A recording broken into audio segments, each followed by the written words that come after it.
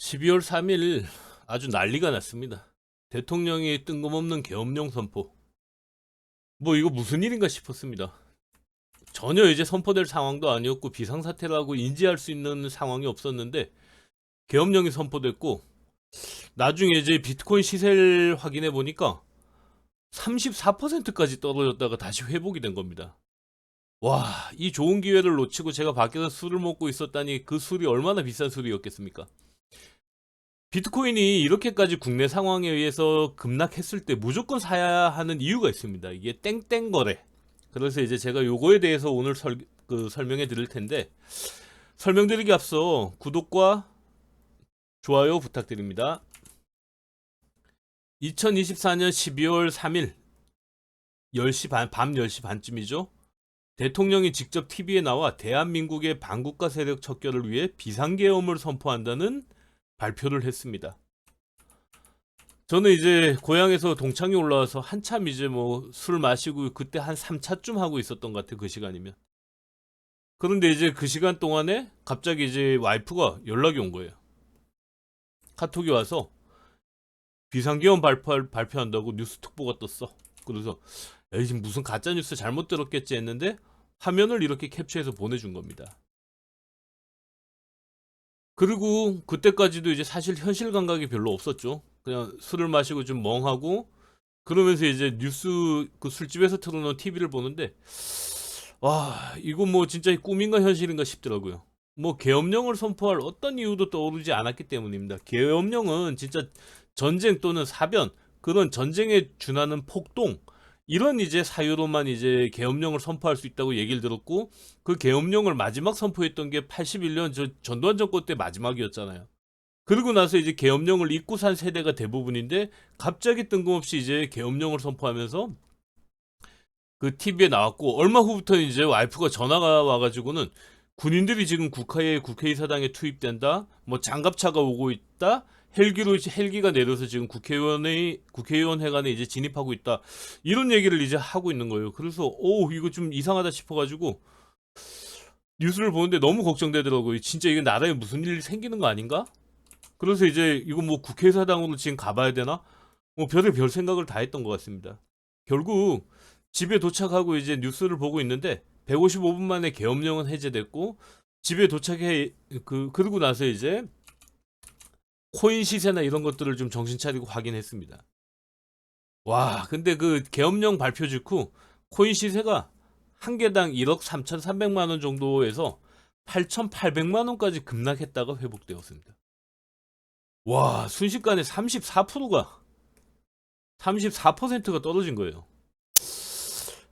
저는 사실 지금 이게 믿기지 않았습니다. 왜냐면은 저는 코인은 국내 악재에서는 코인은 좀 안전자산으로 인식될 시점이다라고 이제 생각하고 있거든요.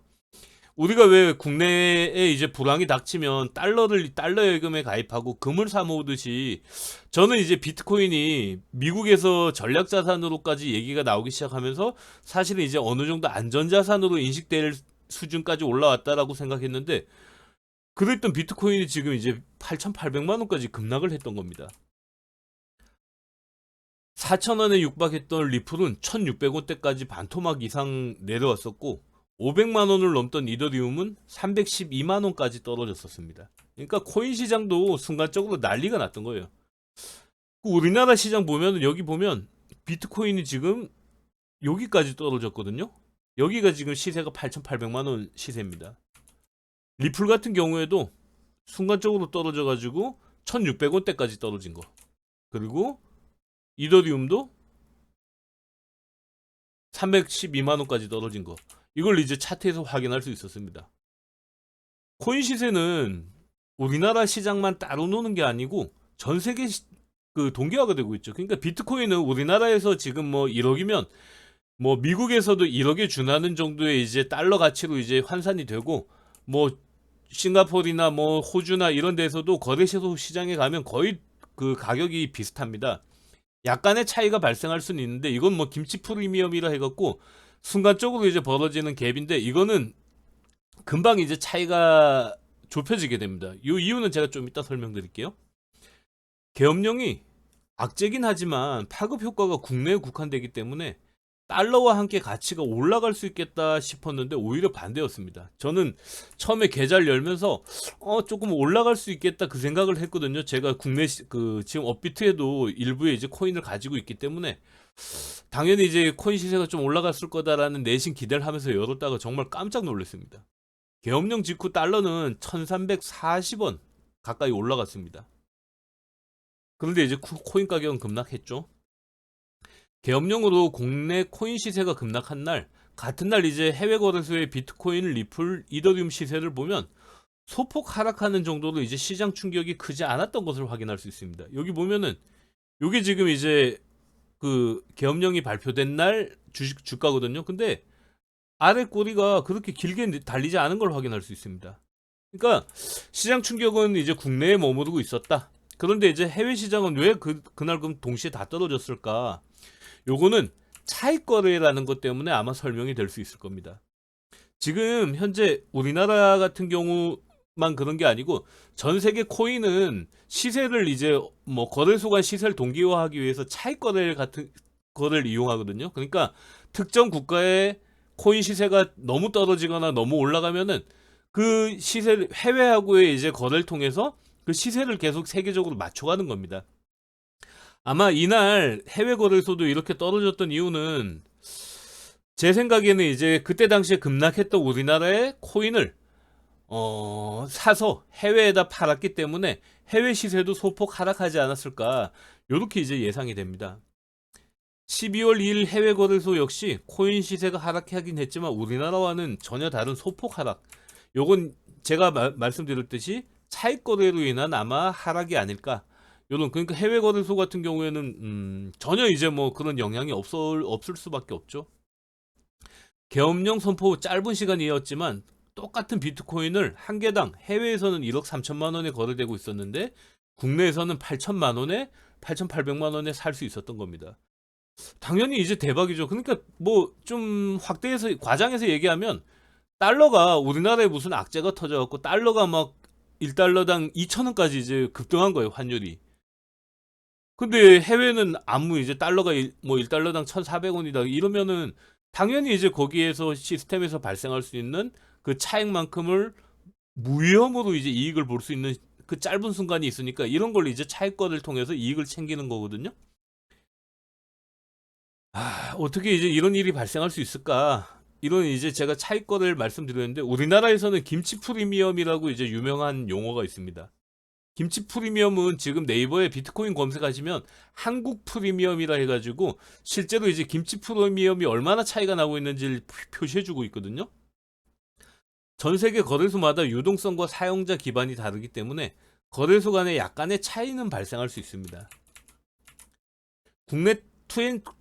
국내 투자자들의 코인 매수 심리가 더 강하면 다른 나라보다 높은 가격의 시세가 형성되는 현상을 김치 프리미엄이라 합니다. 우리나라 또 투자자들 또 코인 인기 있을 때 인기 대단하죠.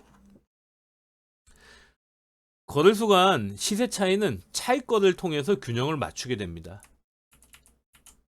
차익거래자들이 낮은 가격의 거래소에서 구매해서 높은 가격의 거래소에 판매함으로써 가격 차이를 줄이게 되는 방식입니다.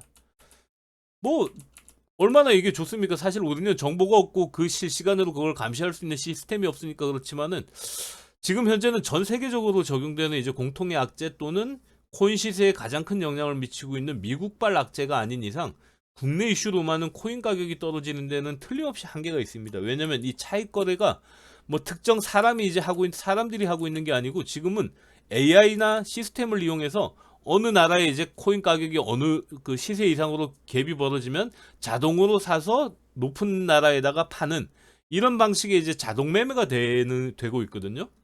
그러니까 코인 가격이 지금 떨어지는 데는 시간적으로 한계가 있습니다. 그 짧은 시간 동안에 빨리 사서 빨리 팔면은 이익인 거죠. 계엄령 선포 후 국내 코인 가격이 급락한 동안 차익거래를 통해 돈을 엄청나게 번 사람들이 있을 겁니다.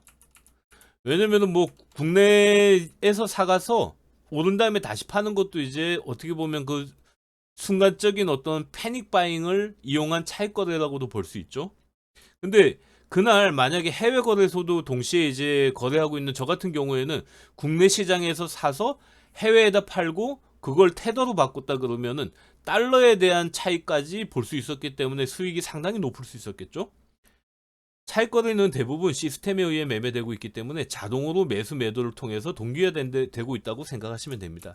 그러니까 코인 시장은 24시간 거래되고 있기 때문에 이게 사람이 모니터링하면서 할 수 있는 그런 형태의 이제 거래는 아니라고 생각하시면 됩니다.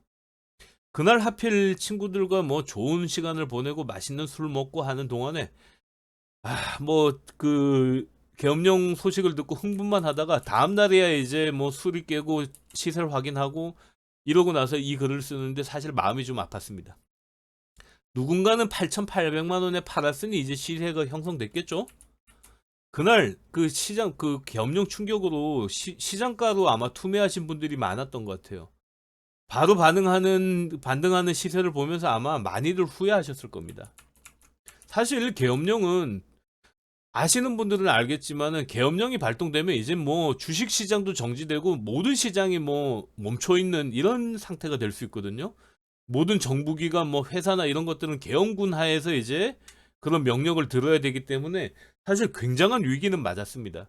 그런데 이런 위기 때 코인은 어떻게 보면 기회였거든요. 이거는 앞으로 투자하시면서 조금 참고하시는 게 좋을 것 같아요. 앞으로 국내 시장에 악재가 생긴다면 꼭 명심해 두셔야 됩니다. 패닉에 빠져서 급락하는 한국 시장에 코인을 줍줍해서 해외에 내다 파는 차익거래 세력이 있다는 점, 그래서 하락한 시세가 그리 오래 가지 않는다는 점, 요거 꼭 명심하셨으면 좋겠습니다. 오늘은 이만 마치겠습니다.